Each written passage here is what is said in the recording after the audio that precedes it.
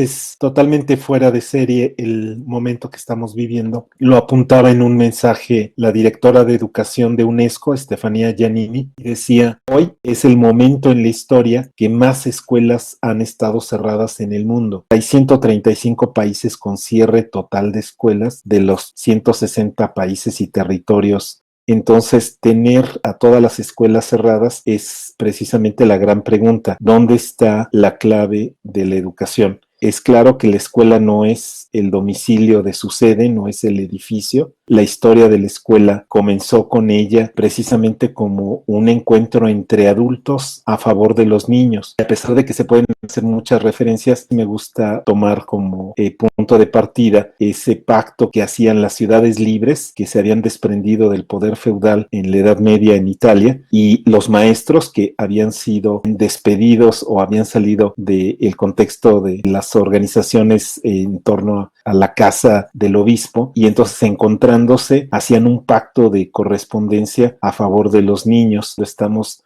regresando a los orígenes, y entonces si va a haber escuela en el futuro, queda claro que su estructura, la red que sentíamos tan segura que dieron los estados nacionales en una enorme instalación que llegaba a todos los territorios en una nación para ofrecer educación, ahora se regresa al pacto original entre docentes y familias. Ahí en el caso de México es clarísimo, la televisión educativa está pudiendo ofrecer 50, 100 minutos al día. La red no llega ni al 21% de los estudiantes de escuela pública en México, y más aún hay que reconocer que la experiencia hecha a través de estos medios maravillosos en términos propios y justos es un empobrecimiento del encuentro pedagógico. Regresamos a la centralidad del aprendizaje con respecto de la estructura escolar, a descubrir que desde arriba y desde afuera, desde un ministerio central, es muy poco y muy pobre lo que se puede hacer, y que realmente es este contacto más horizontal entre la escuela encarnada en los maestros y la familia que realmente se puede resolver la cosa en favor de los niños. Esta integración de todas las dimensiones, desde lo intuitivo y lo lúdico hasta lo cognitivo, que artificialmente separamos, no da para más, y si algo nos va a dejar como lección es que esa segmentación en la que separamos la escuela de la familia es un camino errado, y que la realidad nos está poniendo en nuestro lugar. Ya no puede ser la educación lo mismo después de este proceso. Del encierro vamos a salir en muchos sentidos fortalecidos, o por lo menos en una visión mucho más adecuada a nuestro contexto. Haberse reducido a los confines del propio hogar, a la propia condición, en muchos sentidos a los propios recursos, nos va a obligar a valorar la socialidad, a valorar la construcción. En muchos sentidos podríamos retomar aquellas ideas que muy elocuentemente el Papa Francisco planteó para muchas de las realidades que tenemos por delante. Es decir, nos hace ver que la educación tiene que ligarse al todo más que a la parte, que la educación se tiene que ligar a la realidad y no a la idea, que se tiene que reconectar con el tiempo más que con el espacio. Todo el mundo está haciendo esta experiencia de qué hago con los niños, cómo es este tiempo vivido. Era fácil segmentar el tiempo de los niños y mandar, digamos, los cuadritos de su experiencia a distintos adultos para distribuirlo, pero estar en el encuentro del niño recoge esa idea que tienen los antropólogos físicos recientes de no es el adulto el que despertó la inteligencia como la conocemos en el niño, es el niño el que la despertó en el adulto. Es este encuentro entre la madre y el niño rostro a rostro, lo que por tantas horas llevó al desarrollo del pensamiento complejo como lo entendemos. Entonces, ese darle prioridad al tiempo sobre el espacio, que parece una simpleza, en el caso de la educación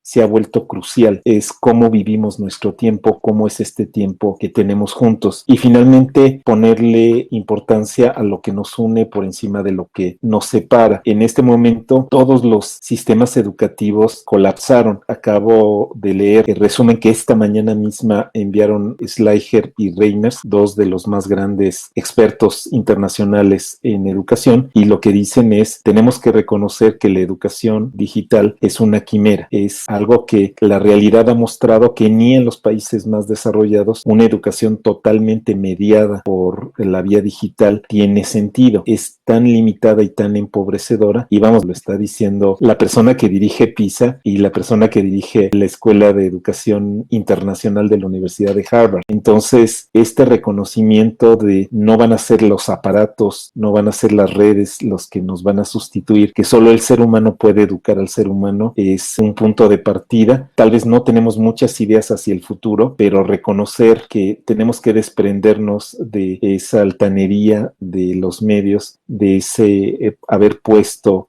las cosas por encima de las personas, las instituciones por encima de las comunidades, es un camino que es falso, es un castillo de naipes, es una torre de Babel que se derrumba. Entonces, de ese derrumbe seguramente hay mucho por construir, pero habría que enfrentarlo no desde el miedo, sino desde la audacia y saber que en ese sentido, aunque es inédita la situación, no es inédita la capacidad del ser humano de volver a reinventarse en comunidad a partir de estos grandes eventos de época en donde se hunde el mundo como lo conocemos, pero nos quedamos nosotros y eso es sin duda el principal tesoro. Es un momento en el que los aprendizajes programados no se deben olvidar, pero se deben dejar en un segundo lugar, en realidad el segundo lugar que siempre deben tener, y poner en el primer lugar los aprendizajes vitales. Hay aprendizajes que no se programan, la realidad nos los pone delante, las preguntas, los cuestionamientos, y esos aprendizajes nos marcan para toda la vida. Entonces, no es el momento de tratar de instalar atropelladamente una escuela en la propia sala. Nadie puede hacer eso de una forma adecuada. No queramos hacer de la casa una instalación escolar. Hagamos mejor lo que es auténticamente la escuela cuando funciona, un espacio de relación, y ese espacio de relación de los aprendizajes vitales nos tiene que poner en la importancia del servicio, ¿no? Cuando descubro quién soy, cuando descubro que soy para otros. Entonces, escuchar a los niños, dejar que aporten, no solo son los destinatarios de nuestros cuidados, son también protagonistas y entonces pueden aportar, y lo que ya decía el padre, juntos somos responsables de alguien más. Si veo mi importancia ante los miles de millones de personas, soy una rebanada finísima de ese enorme volumen que representa la humanidad. Pero cuando alguien me necesita, soy la única persona que está para responderle, y entonces toda la humanidad recae en mis hombros para enfrentar esa situación y responder. Entonces, descubrirnos capaces de responder y no pasivos, y no solo víctimas por debajo de la rueda, sino montarnos, digamos, a esta vuelta de la vida y decir, no, no me vive el coronavirus, ¿no? Yo vivo en la época en la que pasó estas cuestiones y después lo contaremos con gracia a las generaciones futuras.